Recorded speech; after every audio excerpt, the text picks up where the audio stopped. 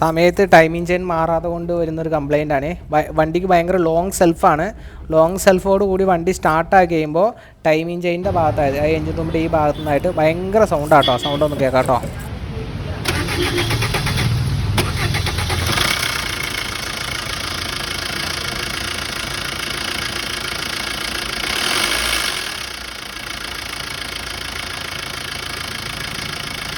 ഈ നോർമൽ സൗണ്ടിനെ അപേക്ഷിച്ച് ഇത് സൗണ്ട് ഇച്ചിരി കൂടുതലാട്ടോ. അപ്പോൾ നമ്മൾ ആദ്യമേ തന്നെ ഇതിൻ്റെ ടൈമിംഗ് ചെക്ക് ചെയ്തു.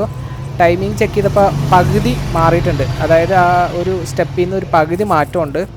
അപ്പോൾ ടൈമിംഗ് ചെയിൻ ലൂസായി പോയേക്കനെയാണ് കംപ്ലൈൻറ്റ്. അപ്പോൾ അതുകൊണ്ട് തന്നെ നമ്മൾ ടൈമിംഗ് സൈഡ് ആദ്യം അയക്കുകയാണ് ചെയ്തത്. ടൈമിംഗ് സൈഡ് ആദ്യം അയച്ചു കഴിഞ്ഞപ്പോഴത്തേക്കും ചെയിൻ ഉണ്ടല്ലോ, ഇതേ കാണിച്ചു തരാം കേട്ടോ. ചെയിൻ ഉണ്ടോ, അതെ ഇത്രയും ലൂസാണ് ചെയിൻ ഒരു കാരണം വെച്ചാലും ഇത്രയും ലൂസ് ആവാൻ പാടില്ല. നമ്മൾ കൈ കൊണ്ട് ചെയിനെ പിടിച്ച് അങ്ങോട്ടും ഇങ്ങോട്ടും ഷെയ്ക്ക് ചെയ്യുമ്പോൾ അത് ഒട്ടും അണങ്ങില്ല. ഫുൾ ലോഡായിട്ട് വേണം ഇരിക്കാൻ. ഇതിപ്പോൾ 180 ഓടിയ വണ്ടിയാണ്. ശരിക്കും ഒന്നിൽ ടൈമിംഗ് ചെയിൻ മാറണം. അത് മാറാതെ കൊണ്ടാണ് ഇങ്ങനെ വന്നേക്കുന്നത് കേട്ടോ. ചെയിൻ മാറിയതിന് ശേഷമുള്ള ഒരു എഞ്ചിൻ്റെ സൗണ്ടാട്ടോ ഇത്.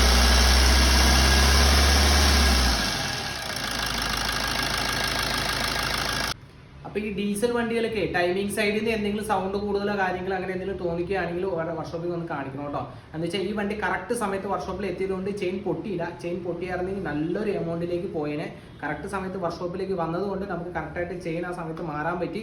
അതുകൊണ്ട് വലിയൊരു ചിലവിൽ നിന്ന് ഒരു ചെറിയ ചിലവിലേക്ക് നമുക്ക് വർക്കിൻ്റെ ചിലവ് കുറയ്ക്കാൻ പറ്റി. അപ്പോൾ എല്ലാവരും ഒന്ന് ശ്രദ്ധിക്കണം കേട്ടോ. അപ്പോൾ വർക്ക്ഷോപ്പിൽ സ്വാഭാവികമായിട്ട് പിന്നെയും വർക്ക് കൂടുതലായിട്ടുണ്ട്. ഇനിയിപ്പോൾ കുറച്ച് ദിവസത്തേക്ക് വർക്കൊക്കെ നമുക്ക് നോക്കി തീർത്തില്ലെങ്കിൽ പുതിയ വർക്കുകൾ പിടിക്കാൻ പറ്റില്ല. അപ്പം നമ്പറിൽ കമൻറ്റ് മറ്റേ ഡൗട്ട് ചോദിച്ച് മെസ്സേജ് അയയ്ക്കുക. വർക്കിന് വേണ്ടി നമ്മൾ മെസ്സേജ് അയച്ചു കഴിഞ്ഞാൽ നമ്മളിപ്പോൾ ഇനിയിപ്പോൾ എന്തായാലും ഒരു മാസം കഴിയാണ്ട് ഇനി അടുത്ത വർക്ക് പിടിക്കാൻ പറ്റില്ല. ഒരു 23-24 വണ്ടികൾ ഇപ്പോൾ ഓൾറെഡി സ്റ്റോക്ക് ആയിട്ടുണ്ട്.